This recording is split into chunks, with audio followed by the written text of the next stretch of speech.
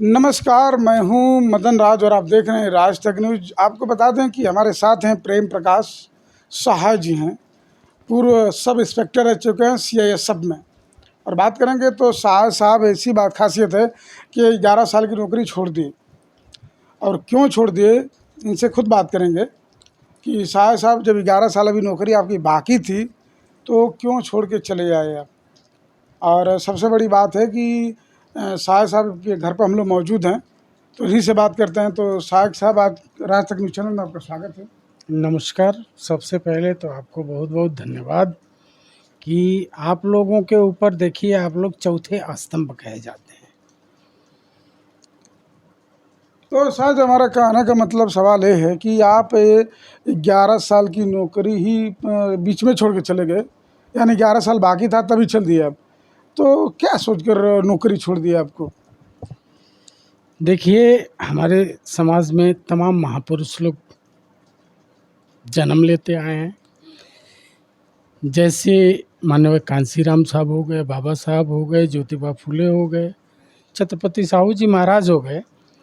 ये तमाम लोग महापुरुष हमारे कुल खानदान में जन्मे और इस समाज को उठा करके इस ऊंचाई तक लाए। हम लोग उस दिन असहाय और यतीम हो गए जब हमारे साहब नहीं रहे।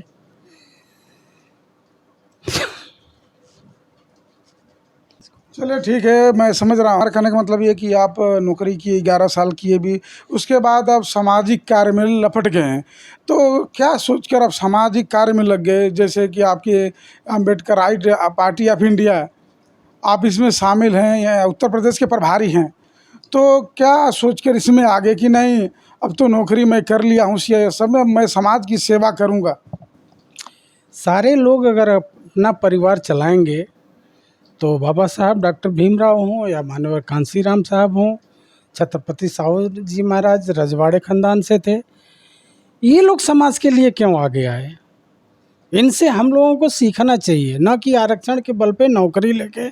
हमारे जो भी पढ़े लिखे समाज के लोग हैं, अगर सारे लोग ऐसे ही अपना ही चूल्हा जलाते रहे तो बाबा साहब भी चाहते, कांसीराम साहब चाहते तो अपना चूल्हा आराम से जला सकते। आज उनका लेवल होता। मान्यवर साहब की ऑफिस आज भी जाइए, वहाँ खड़की में आज भी धोई पोई साफ की जाती है। उनको फ़क्र है कि मान्यवर साहब यहाँ सर्विस करते थे। हमारे लोगों को तो किसी को कोई लेना ही देना नहीं है। एक नाम उड़ गया, नाम उड़ गया, उसके आगे भाग रहे हैं। अरे वोट ऐसी चीज़ है कि इसमें हमारा वर्तमान, हमारा भविष्य। अब कौन कहेगा, कोई सारे लोग जानते हैं इस बात को कि बाबा साहब डॉक्टर भीमराव अंबेडकर ने अपना पूरा नामो निशान इस समाज के लिए, शिक्षा देने के लिए, रोज़गार देने के लिए, नौकरी देने के लिए, आपके लिए सब ने उछार कर दिया। आपके सामने ही सब खत्म हो गया ना। किस चीज़ के गुमान में लोग घूम रहे हैं? हमारा ओबीसी समाज है, 1931 की इसकी जातिगत जनगणना अंग्रेजों ने कराया। आज गली गली लोग ओबीसी के नेता हैं। किसको आप किसको दोष देना चाहते हैं? आपको जो कुछ करना है समझ में आए तो करिए, नहीं तो रिजल्ट आप लोगों के साथ सामने है। तो शाह साहब, हमारा कहने का मतलब ये है कि जिसे आप बात बोले कि अंबेडकर जी हों, तमाम महापुरुष लोग क्यों आए, तो आप क्या कहना चाह रहे हैं? आप कहने का मतलब ये है कि जो दलित लोग हैं सिर्फ आरक्षण की लड़ाई तो लड़ रहे हैं, लेकिन महापुरुषों को लेकर चाहे उनकी बातों को नहीं मान रहे हैं, आप ये कहना चाह रहे हैं? नहीं मान रहे हैं, उसी का तो नतीजा है। आज हमारा 18% एससी का आरक्षण है, 4.3 इस समय वर्तमान में है। बकिया कहाँ है? 27% ओबीसी का है, 4.8 उनका आरक्षण है। 27 में से 4.8 आरक्षण है इस समय। डाटा उठा के देख लीजिए ना आप लोग। आरक्षण चिल्लाने से थोड़े ना होगा, कोई का आरक्षण वो करने से थोड़े ना होगा। हम लोगों को कहाँ पढ़ाई का, शिक्षा हमारी ख़त्म कर दी गई, रोज़गार ख़त्म होते जा रहे हैं हर। फिर वही तो आएगा पीछे वाला जो स्थिति थी। 12 घंटा मजदूरी लेंगे, 5,000 रुपया देंगे, मजबूरी में करना पड़ेगा आपको।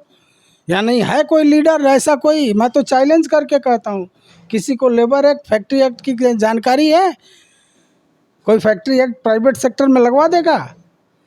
है तो आए सामने, करे, अगुवाई करे।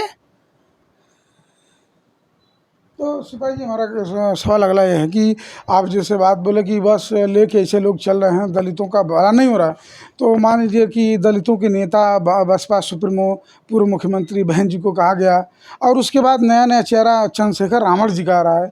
तो अब चंद्रशेखर रावण जी दावा कर रहे हैं कि बहन जी को छोड़िए, उनके हिसाब से अब मैं दलितों का भला करूँगा, और नगीना से सांसद भी बने हैं। तो क्या आपको नहीं लग रहा है कि वो नगीना से सांसद जीतने के बाद पार्लियामेंट में दलितों की बात और आवाज़ उठाएंगे? ये बात आपने सवाल में बड़ा दम है, और इस सवाल का जवाब जो है, हम तो यही कहेंगे कि हमारे चंद्रशेखर जी जो हैं, नए जो उभरते चेहरे हैं, ये भैया ये कोई छोटी मोटी हस्ती नहीं है।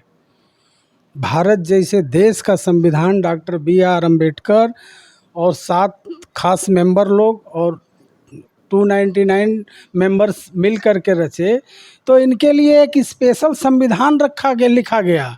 जब ये जेल के अंदर थे तो रात को 2:30 बजे इनको किस संविधान की पक्ष ले करके और इनको 2:30 बजे जेल से रिहा करके और इनके घर सरकारी वाहन से पहुंचा गया? कौन सा संविधान के तहत? तो सिपाही जी, आपका कहने का मतलब है कि इसके पीछे भाजपा थी? भाजपा थी नहीं, ये RSS के मोहरे हैं। चंद्रशेखर रावण। अरे मायावती की 10 सीट चली गई। दलितों का मसीहा तो मायावती को कहा जाता है। चंद्रशेखर, मैं खुद भीम आर्मी का जिला संचालक रहा हूँ। भीम आर्मी को लेकर के मैं पूर्वांचल में आया हूँ। ये किसी भी पदाधिकारी से आप पता कर लीजिए। इन लोगों को मैं बार बार कहता लॉकडाउन में कि धारा 144 है, 4 आदमी से ज़्यादा आप लोग कहीं मत जाइए अपने पदाधिकारियों को। ये लोग 200 300 आदमी, क्या शांति भंग का नहीं इन लोगों के ऊपर मुकदमे हुए होंगे? आज लोग हमसे मिलते हैं, कहते हैं साहब हमारे ऊपर कोई अरे मुकदमा ऐसे बोल के थोड़े ना होता है। आप जाइए पुलिस के, एक बार GD में मेंटेन हो गए, GD उठा करके कोर्ट को दी जाती है। GD भर गई तो कोर्ट अपने अंडर में ले लेगी। जब ज़रूरत है आपका पन्ना पलटेगा, लाद देगा। अच्छा सिपाही जी, हमारा सवाल है कि बसपा सुप्रीमो बहन मायावती जी की राजनीति दिन पर दिन नीचे क्यों जा रही है? आप तो मान लीजिए कि अच्छी तरीके से जानते हैं। देखिए, मैं एक बात ये जानता हूँ जहाँ तक कि यही मायने की बात नहीं है। 2007 में इनकी पूर्ण बहुमत ले आकर के ये प्रदेश में सरकार बनाई, उत्तर प्रदेश जैसे सरकार में सरकार बनाई। और कब बनाई है? जब पूरे बहुजन समाज के लोग एक थे, सारे लीडर एक थे। 40, 50, 60, 13, 15, 100 तक सीटें आती थी।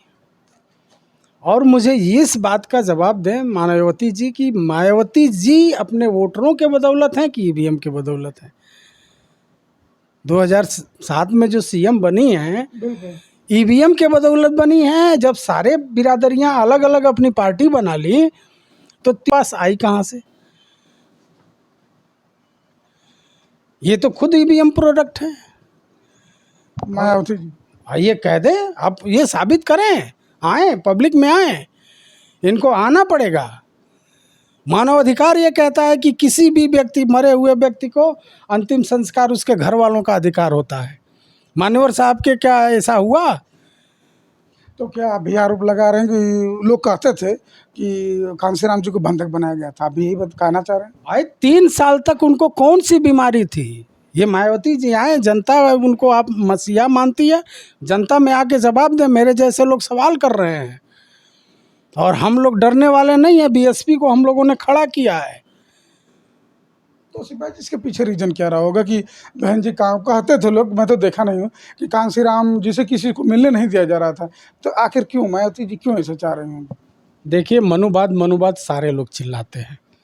मनुवाद असली क्या है ये किसी को मालूम नहीं है। मनुवाद कभी आपसे सीधी लड़ाई नहीं लड़ेगा। जैसे हम लोगों के फोर्स में सिखाया गया है, जब सामने से दुश्मन के फायर आ रहे हैं तो आप आड़ ले लीजिए और बैठ के इंतज़ार करते रहिए। जब वो सुस्त होगा उसी समय ठोक दीजिए। और हम लोगों के साथ निजी जीवन में, सामाजिक जीवन में भी यही सब हुआ है।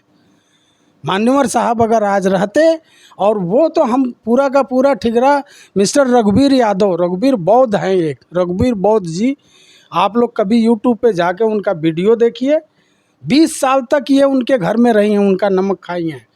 मायावती जी। मायावती जी, इनका कपड़ा धोया उनके परिवार ने। अपना गरीब आदमी, मजदूरे आदमी थे हम लोगों का, तो 2 दिन रिश्तेदार आ जाएं तो ऐठन ढीला हो जाला, 2 दिन रुक जाए तो। वो आदमी 20 साल तक इनको अपने यहाँ रखा है। सहारनपुर के मिस्टर रघुवीर बौद्ध, आप उनसे इनकी कहानी जान सकते हैं कि आखिरकार ये कितनी बहुजन समाज की हिमायती हैं। और हिमायती अगर यदि हैं तो मान्यवर साहब का बतरा अस्पताल में देहांत हुआ, 3 साल की बीमारी, क्या बीमारी थी उनको, इनको पब्लिक को बताना चाहिए। जब मुखिया बनी है पार्टी, ये कांसीराम साहब की है, मायावती को रख रखाव के लिए रखा गया। तो ऐसे ही अगर मान लिया हम यहाँ के डीएम हैं, पूरा ज़िले को अपना ही कह देंगे कि मेरा है, अरे कल के दिन ट्रांसफ़र होगा, वहाँ चले जाएंगे। ठीक है शिवाजी, हमारा सवाल अगला ये है कि जैसे आप बहन जी की बात कर रहे हैं, तो बहुत लोग ये भी सवाल करते हैं कि आज तक बसपा से कोई दूसरा दलित नहीं उभरा, और आज देन है कि अपने भतीजे आकाश आनंद जी को बना रहे हैं। क्या सच है, माना जाएगा? ये तो मायावती जी की बहुजन समाज पार्टी मायावती जी की पार्टी नहीं है, ये मान्यवर साहब द्वारा उनके खून पसीने के कमाई है बहुजन समाज। और आज भी बहुजन समाज पार्टी जिंदा हो जाएगी अगर मायावती जी उनके परिवार को दे दें, या फिर समाज में कोई एजुकेटेड पर्सन को दे दें, या खुद अब शास्त्रार्थ करा लें, आ जाएं सामने। बहुत लोग ऐसे हैं, उनसे ज़्यादा जानकारी रखने वाले हैं। इनको तो इतना भी मालूम नहीं है कि इलेक्शन सिस्टम, पीआर सिस्टम और एफपीटीपी सिस्टम 2022 के चुनाव में इनके पास भेजा गया संदेश कि यदि आज भी आपकी 12% वोटिंग हुई है, 12% को अगर पीआर सिस्टम से जोड़ करके देखा जाए तो आपके पास 40 एमएलए निकलते हैं। इससे उनको मतलब नहीं जनता से। जनता से अगर जनता का कोई काम की है तो बताएं। पार्क बनवाया उन्होंने, जनता की गाड़ी कमाई को पार्क में ले जाके डाल दिया, वही लोगों के विकास में कर दी होती। तो सिपाही जी, अब जो बोले पार्क का नाम, बहुत लोग बोलते हैं कि आज पार्क में टिकट लगता है, लोग जाते हैं तो सरकार के खाते में पैसा जुड़ता है, तो एक तरह से लोग बोलते हैं फ़ायदा होता है। आपका सवाल में दम है। आप मुझे ये बताएंगे कितने लोग जाते हैं वहाँ? कभी गए हैं लोग? 14 अप्रैल को एक दिन भीड़ लग जाएगी, बकिया दिन तो हम देखे हैं कि 100-200 आदमी जाते हैं, 20 रुपया टिकट है। अगर ऐसे महापुरुष का है तो कम से कम 2000 रुपया टिकट होना चाहिए। वो 2000 रुपया वहाँ टिकट होनी, हमारी आस्था होगी तो हम जाएंगे, 5000 होगी तब भी हम जाएंगे। 20 रुपये का टिकट है वहाँ, और उससे इकोनॉमी को क्या साबित करना चाहते हैं? कम से कम 20,000 साल तो पैसा रिकवर होने में लगेगा। तो सिपाही जी, एक तरह से आप एक, मैं कहने का मतलब हमारा मैं ये है कि जैसे सरदार पटेल जी की मूर्ति बनी है गुजरात में, तो लोग जो विरोध कर रहे थे वो गलत कर रहे थे या कि सही कर रहे थे? देखिए, एक बात मैं आपको बता दूं, पैसा किसी सरकार का नहीं है, चाहे वो मायावती हो, चाहे मिस्टर ये क्या नाम है इनका, नरेंद्र दामोदर दास मोदी, इनका व्यक्तिगत पैसा तो है नहीं। 4 बार सीएम रहे, 3 बार पीएम हो गए। ये मन का मर्जी कर रहे हैं। सरदार वल्लभ भाई पटेल जी की मूर्ति लगा करके, ठीक है ना, 3600 करोड़ की मूर्ति है, पेपर में निकला हुआ था। आप बताइए, प्रति 1,01,14,100 करोड़ इस देश की आबादी है। 3600 करोड़ में भाग दे करके देख लीजिए प्रति व्यक्ति कितना आया। या कहीं कोई सिस्टम है कि ये लोग कमा करके रखे थे? कहाँ अपना पैसा कोई लगाया था? सब जनता का पैसा। जनता को विकास में लगाओ ना भाई, इनको रोज़गार दो, शिक्षा दो। तो बोलने लोग रोज़गार है ना, वहाँ तमाम मॉल, होटल, जैसे आने जाने का बस, सारा रोज़गार शुरू हो गए, लोग ये कर रहे थे। देखिए, एक बात मैं आपको, खैर दूसरी भाषा से थोड़ा मैं आपको कह रहा हूँ। एक भाषा है, मैं बंगाल में भी पोस्टेड रहा, वहाँ बोलते हैं कि बुद्धि थाकलेर बापेर बाड़ी छेले होबे। अगर बुद्धि है तो बेटी का बाप के घर में लड़का होगा और दुनिया खुशियाँ मनाएगी, और नहीं है तो खुद की बीवी का बच्चा होगा तो 25 लोग उंगली उठाएंगे कि फलाने आते जाते थे। वही दशा हमारे मोदी जी की है और हमारे मायावती जी की भी वही दशा है। पैसे को ले जाकर के वहाँ डाल दिया। अरे जनता को पैसा, जनता को लोन के रूप में दो। विकसित आपसे 2 साल बाद चाइना आज़ाद हुआ है, पूरे देश की 70% गरीबी अकेले दूर कर रहा है। कोई दुकान उठा के देख लीजिए कि चाइना का सामान नहीं है। हाँ, क्यों? हमसे 2 साल बाद आज़ाद हुआ है। वहाँ के जनता को जीडीपी का 10 से 15%, 20%, 30% हिस्सा देते हैं। हमारे यहाँ क्या है, जीडीपी कोई जानता ही नहीं है, सकल घरेलू उत्पाद कोई जानता नहीं। किसी से पूछिए कि क्या होते, नेता तक नहीं जानते हैं भाई, एमपी एमएलए सांसद तक नहीं जानते हैं। तो सिपाही जी, हमारा कहने का मतलब है कि जो चंद्रशेखर रावण बता रहे हैं कि अब संचालक थे, तो क्या चंद्रशेखर रावण दलितों का भला नहीं करेंगे? चाहे भी आप एक सवाल ये खड़ा किए कि उनके पीछे आरएसएस है, तो आरएसएस उनके पीछे क्यों रहेगा? भाई देखिए, ये ब्राह्मणवाद की एक बहुत ख़ास चीज़ है। ब्राह्मणवाद किसी से सीधा नहीं लड़ता है, वो आड़ ले लेगा, आपको आगे कर देगा। अब चंद्रशेखर रावण का ही स्टेटमेंट है। पहली बात तो हम जानते हैं कि राम थे नहीं, तो जब राम नहीं थे तो रावण कहाँ से थे भाई? जब राम थे ही नहीं। अयोध्या तो पुष्यमित्र शुंग की है, ये तो साकेत है, बौद्धों की नगरी है। अब ठीक है, किसी ने थोप दिया, तो जब राम ही नहीं थे तो रावण कहाँ से है? बीच में रावण बन के कूद रहे हैं। पॉपुलैरिटी तो इन्होंने ले लिया। और जो लोगों के ऊपर एफआईआर हुए हैं, जो जीडियाँ हुई हैं, उसमें तो हमारी युवा पीढ़ी गई, चाहे वो किसी भी जाति की हो। भीम आर्मी से सभी जुड़ना चाहते थे। तो ये आप कहना चाह रहे हैं कि भीम आर्मी सिर्फ नगीना में ही रह जाएगी? भीम आर्मी के लोग जिस दिन नगीना में इनकी पोल खुलेगी, मैं कहता हूँ 1 महीना हो गया, लमसम विधान हुए, कितने बार जीडीपी की आवाज़ किसी ने उठाया, नागरिक के आय का अधिकार किसी ने उठाया, वोटर के आय का अधिकार किसी ने उठाया, यूनिवर्सल बेसिक इनकम राइट का बात किसी ने उठाया, E4 H2 S2 R2 की बात किसी ने उठाया नहीं। बाबा साहब का नाम बस लीजिए, बजाते रहिए, और बजाते बजाते हमारी नौकरियां, सारे लोग तो जय भीम बोलते हैं। सारे लोग तो हम देखते हैं, हमसे ज़्यादा, हम तो 80 के जाति के चमार हैं, हमसे ज़्यादा तो अदर कास्ट जय भीम बोलती हैं। क्या हुआ? क्या बचा पाए? नौकरी बचा पाए?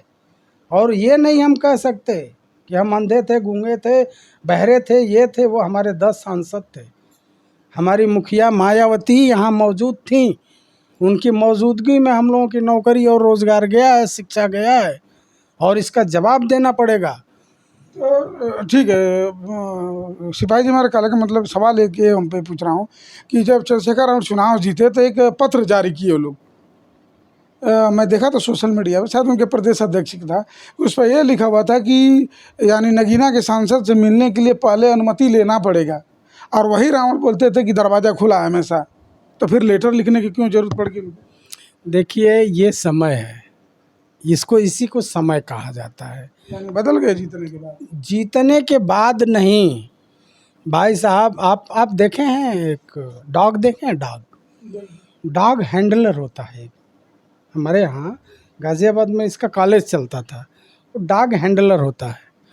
डॉग हैंडलर डॉग को जितना आदेश देगा उतना ही करेगा। यानी उनको कोई आदेश दे रहा है? बट नेचुरल है भाई, जब आप स्वतंत्र हो तो आपको कैसे कोई एप्लीकेशन दे के मिलेगा? सांसद न बने हो आप जैसे, तो कितने 500 कितने हैं। हाँ, चुना तो जनता नहीं है। हम कह रहे हैं कि जब हम साले को 200 रुपये का करछुल क्यों खरीदेंगे जब हमको हाथे से चलाना है? तो हाँ, जब जनप्रतिनिधि हो तुम, गवर्नमेंट द्वारा, संविधान द्वारा सेलेक्टेड नहीं हो, जनता द्वारा इलेक्टेड हो। बिल्कुल। इलेक्टेड इंसान अपने लिए किया है आपको। हो सकता है सोच रहे हूँ कि ज़्यादा भीड़ भड़क्का हो जाएगी, तो भीड़ तो थोड़ा दूर रखने के लिए, मारने के लिए तो फूलन देवी को भी लोग मार दिए। तो जब मौत से इतनी डर है तो जाके चूल फूंको ना, बीबी को दे दो कि बढ़िया सूट तो पहन के जाके अपना काम करेगी। आप जाके चूल फूको जब मौत से डर लग रही है तो। ठीक है, आखिरी सवाल हमारा शिवाजी की पिछड़ा जात हो चाहे अनुसूचित जात हो, अनुसूचित जनजात हो, इसमें जितने सांसद MP MLA विधायक मंत्री बनते हैं, वोट तो लेते हैं, लेकिन जीतने के बाद वो लोग भूल ही जाते हैं अपने समाज को। इसके पीछे राज और रीजन है क्या? देखिए एक बात मैं आपको बता दूं, है तो बहुत टफ बात, सवाल के आपके जो हो रहे हैं ना, आप छोटे मोटे सवाल नहीं दाग रहे हो भाई साहब। देखिए हम इस बात को कह नहीं सकते, ये हम लोग जग जाहिर है, दुनिया जानती है।